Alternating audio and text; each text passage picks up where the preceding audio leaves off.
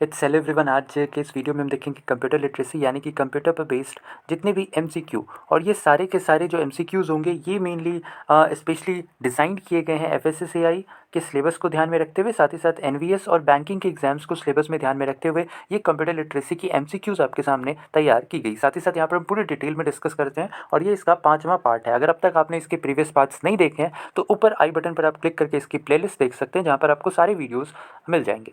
तो बिना आपका ज़्यादा समय लिए चलिए शुरू करते हैं। सबसे पहला सवाल है कि जो वर्डपैड फाइल होता है इसका सेकेंडरी नेम क्या होता है।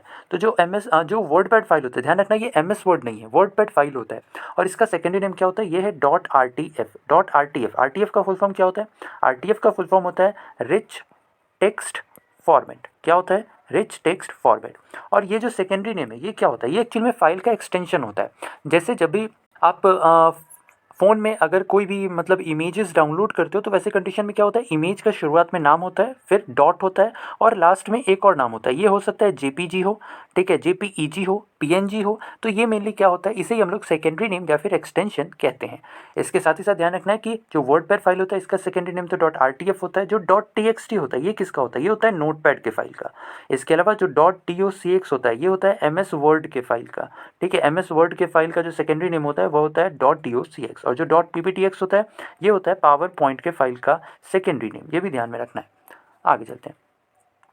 अगला सवाल है, आपने बताना है कि जो सब स्क्रिप्ट है एमएस वर्ड में, जो हम लोग सब स्क्रिप्ट का यूज़ करते हैं, इसके लिए शॉर्टकट की कौन सा है। सबसे पहले पता होना चाहिए सब स्क्रिप्ट होता क्या है। ये मेनली स्क्रिप्ट दो टाइप का होता है, एक होता है सब स्क्रिप्ट और एक कहलाता है सुपर स्क्रिप्ट। तो ध्यान रखना है कि जो सुपर स्क्रिप्ट है इसका मेनली हम लोग यूज़ मैथमेटिकल ऑपरेशंस के लिए करते हैं। ठीक है, जब भी हम लोग को अगर एक्स स्क्वायर लिखना होता है, ठीक है, तो यहाँ पर 2 ऊपर होता है तो इसके लिए हम लोग सुपर स्क्रिप्ट का यूज़ करते हैं। इसे याद करने के लिए ऐसे भी कर सकते हो कि सुपर यानी ऊपर, यानी नंबर अगर ऊपर है तो सुपर स्क्रिप्ट का यूज़ करेंगे।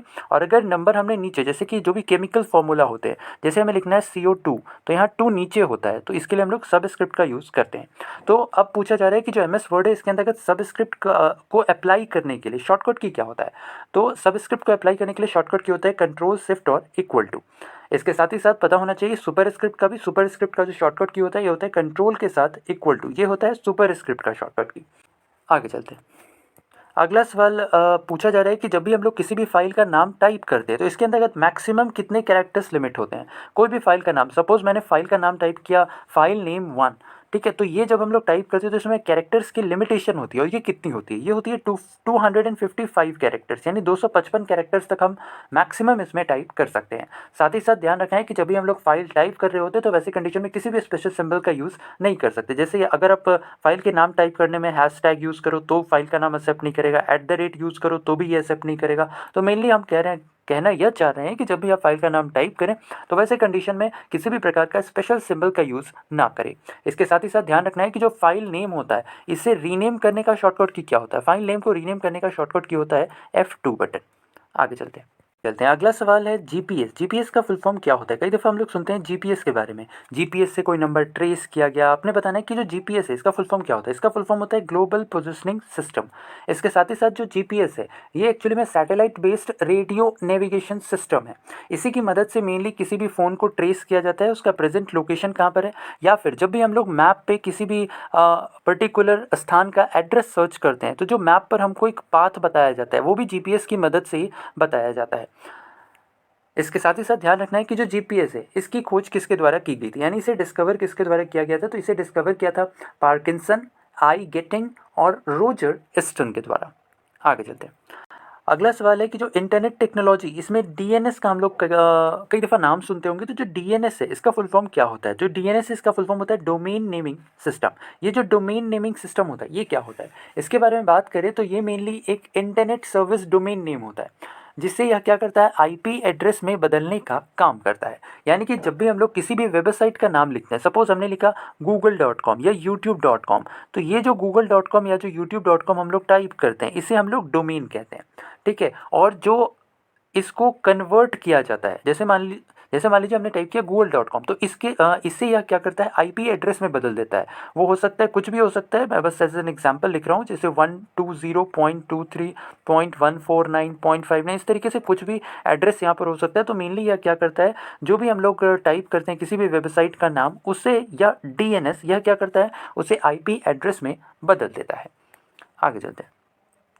अगला सवाल है which one of the following is the first spreadsheet software. तो जो पहला स्प्रेडशीट सॉफ्टवेयर था यह कौन सा था? यह था वीजी कैल्क। इसका पूरा नाम क्या है? इसका पूरा नाम है विजुअल कैलकुलेटर। इसे एक्चुअली में ये जो है यह पहला स्प्रेडशीट सॉफ्टवेयर था। स्प्रेडशीट इसका मतलब क्या होता है? स्प्रेडशीट का मतलब होता है एक ऐसा पेज, ठीक है ना, जिसे मेनली रोज एंड कॉलम्स में डिवाइड किया गया हो। एक ऐसा पेज जिसे मेनली रोज एंड कॉलम्स में डिवाइड किया गया हो उसे हम लोग स्प्रेडशीट कहते हैं। इसके साथ ही साथ ध्यान रखना है कि जो माइक्रोसॉफ्ट एक्सेल है ये भी एक स्प्रेडशीट सॉफ्टवेयर ही है, और यह चूंकि प्रेजेंट टाइम पर भी हम बात करें तो सबसे ज़्यादा फेमस है, सबसे ज़्यादा पॉपुलर है, ठीक है, लोग सबसे ज़्यादा इसी का यूज़ करते हैं। आगे चलते हैं। अगला सवाल जो एम एस एक्सेल होता है इसके अंतर्गत आपने बताना है कितने कॉलम्स होते हैं। कॉलम्स यानी ऊपर से नीचे जो होता है, ये जो होता है इसे हम लोग कॉलम्स कहते हैं, और जो फ्रॉम लेफ्ट टू राइट होता है इसे हम लोग क्या कहते हैं? रोज कहते हैं। तो जो एम एस एक्सेल है इसके अंतर्गत नंबर ऑफ कॉलम्स की संख्या ये होती है 16,384। इसके साथ ही साथ अगर आपसे पूछा जाए एम एस एक्सेल के अंतर्गत नंबर ऑफ रोज कितने होते हैं, तो ये होते हैं 10,48,576। ये नंबर ऑफ रोज हैं, और ये जो है ये नंबर ऑफ कॉलम्स की संख्या है। इसके साथ ही साथ बात एम एस एक्सेल की हो रही है तो पता होना चाहिए कि एम एस एक्सेल के अंतर्गत मैक्सिमम नंबर ऑफ सीट्स हम लोग कितने ऐड कर सकते हैं। मैक्सिमम इसके अंतर्गत हम लोग 255 सीट्स ऐड कर सकते हैं। इसके साथ ही साथ जब आप एम एस एक्सेल खोलते हो और जब आप एक वर्कबुक ओपन करते हो तो उसके अंतर्गत जो वर्कशीट होता है वो एक शीट यानी सीट 1 के नाम से डिफ़ॉल्ट में बना होता है, यानी डिफ़ॉल्ट में केवल एक सीट बना होता है। एम एस ऑफिस के कुछ प्रीवियस वर्जन्स में ये एक सीट 3 सीट के रूप में, यानी डिफ़ॉल्ट में 3 सीट्स पहले बनी हुई आती थी एम एस ऑफिस के प्रीवियस वर्जन्स में, लेकिन जो नया वर्जन आया है एम एस ऑफिस का इसके अंतर्गत केवल सीट 1 ही आपको देखने को मिलती है। इसके साथ ही साथ अपने पहले ही बात कर रखा है जो एम एस एक्सेल होता है इसके फाइल का सेकेंडरी नेम होता है डॉट XLSX। आगे चलते हैं। अगला सवाल है कि डॉक्यूमेंट के अगर आपको बॉटम पे जाना है यानी डॉक्यूमेंट के सबसे नीचे पे जाना है तो आपने इन सारे कीज़ में से कौन से कीज़ आप प्रेस करोगे। तो ध्यान रखना है जब भी आपको डॉक्यूमेंट के सबसे लास्ट में जाना है तो आपने प्रेस करना है कंट्रोल के साथ एंड की। इसके साथ ही साथ क्वेश्चन ऐसा भी बन सकता है कि आपको लाइन के लास्ट में कर्सर को ले जाना है, तो लाइन के लास्ट में ले जाने के लिए मेनली हम लोग यूज़ करते हैं एंड की का। आगे चलते हैं। अगला सवाल है by default your document print in, यानी कि जब भी आप किसी भी डॉक्यूमेंट को प्रिंट करते हो तो वो बाय डिफ़ॉल्ट कौन से मोड में प्रिंट होता है। तो ये प्रिंट होता है पोर्ट्रेट मोड में। पोर्ट्रेट मोड क्या होता है? जब भी हम लोग किसी भी इमेज को इस फॉर्मेट में रखते हैं, यानी कि हम कह सकते हैं लंबाई और चौड़ाई के फॉर्मेट में, ठीक है, ये कहलाता है पोर्ट्रेट मोड। और जब इमेज हमारा इस तरीके से प्रिंट होता है, ठीक है, तो इसे हम लोग कहते हैं लैंडस्केप मोड। आगे चलते हैं। अगला सवाल है which of the following social media is primarily focused on dissemination of images and GIF। तो आपने बताना है कि जो इन सभी में से कौन सा ऐसा सोशल मीडिया है जो मेनली जो पिक्चर्स हैं और जो GIF है मेनली इसके लिए ही यह यूज़ किया जाता है। तो ये जो सोशल मीडिया है इसका नाम है पिंटरेस्ट। जो पिंटरेस्ट है ये एक्चुअली में अमेरिकन सोशल मीडिया है, ठीक है, अमेरिकन सोशल मीडिया है, और इसे मेनली इमेजेस और GIFs के लिए मेनली यूज़ किया जाता है। इसके साथ ही साथ जो पिंटरेस्ट है इसे क्रिएट किसके द्वारा किया गया था? तो इसे बनाया गया था इवान शार्प और पॉल स्कायरा के द्वारा।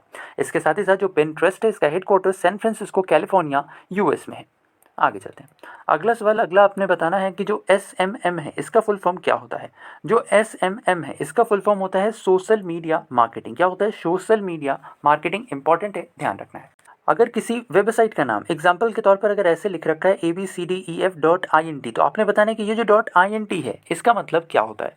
जो .INT एक्चुअली में इंटरनेशनल ऑर्गेनाइजेशंस को रिप्रेजेंट करता है। इसके साथ ही साथ ध्यान रखना है कि जो एजुकेशनल इंस्टीट्यूशंस होते हैं इसके वेबसाइट के लास्ट में आपको देखने को मिल सकता है .edu। इसके साथ ही साथ जो कॉमर्शियल वेबसाइट्स होते हैं इसके लिए मेनली .com का यूज़ किया जाता है, और जो गवर्नमेंटल इंस्टीट्यूशंस होते हैं इसके लिए .gov का यूज़ किया जाता है। इसके साथ ही साथ .mil का यूज़ कहाँ किया जाता है? इसका यूज़ किया जाता है मेनली जो मिलिट्री ग्रुप्स होते हैं उनके लिए। और साथ ही साथ एक होता है .org मेनली यूज़ किया जाता है जो भी नॉन प्रॉफिट ऑर्गेनाइजेशंस होते हैं उनके लिए। आगे चलते हैं। अगला सवाल है कि जो इंटरनेट है इसे किस गवर्नमेंट के द्वारा शुरू किया गया था। जो इंटरनेट है इसे एक्चुअली में US गवर्नमेंट के द्वारा शुरू किया गया था। एक्चुअली में जो US गवर्नमेंट है इसके द्वारा 1969 में एक प्रोजेक्ट लॉन्च किया गया था। इस प्रोजेक्ट का नाम क्या था? इस प्रोजेक्ट का नाम था ARPANET, यानी इसे मेनली ARPANET भी आप पढ़ सकते हो। ARPANET यानी फुल फॉर्म क्या था? Advanced research project agency network. और इसी के द्वारा मेनली सबसे पहले इंटरनेट का यूज़ यानी इंटरनेट की शुरुआत की गई थी। शुरुआत में ARPANET के द्वारा मेनली इसका यूज़ जो है वो यूनिवर्सिटीज़, लैबोरेटरीज़ और कुछ मिलिट्री लैब्स में यूज़ किए जाते थे। आगे चलते हैं। अगला है कि जो WWW है इसे किसके द्वारा डिस्कवर किया गया है। जो WWW है इसकी जो डिस्कवरी है ये एक्चुअली में टिम बर्नर्स-ली के द्वारा की गई है। जो टिम बर्नर्स-ली हैं इनके द्वारा वर्ष 1990 में WWW की खोज की गई थी। इसके साथ ही साथ पता होना चाहिए कि अभी हाल ही में जो फ़रवरी चल रहा है, फ़रवरी का जो सेकंड वीक होता है, ध्यान रखना है फ़रवरी का जो सेकंड वीक होता है इसे हम लोग as an internet safer week के रूप में भी मनाते हैं। किस वीक से मनाते हैं? इंटरनेट सेफर वीक के नाम से भी मनाते हैं। तो बस आज के लिए इतना ही। उम्मीद करते हैं आज का हमारा वीडियो आपको पसंद आया होगा। अगर वीडियो पसंद आया तो वीडियो को लाइक शेयर, अगर नए हैं तो चैनल को सब्सक्राइब करना बिल्कुल ना भूलें। इसके साथ ही साथ हम लोग हर रोज़ सुबह 6 बजे डेली करंट अफेयर्स भी डिस्कस करते हैं। अगर अब तक आपने उस वीडियो को नहीं देखा है तो जा करके उस वीडियो को भी देख सकते हैं। तो बस अपना ख्याल रखें, स्वस्थ रहें, सुरक्षित रहें। धन्यवाद।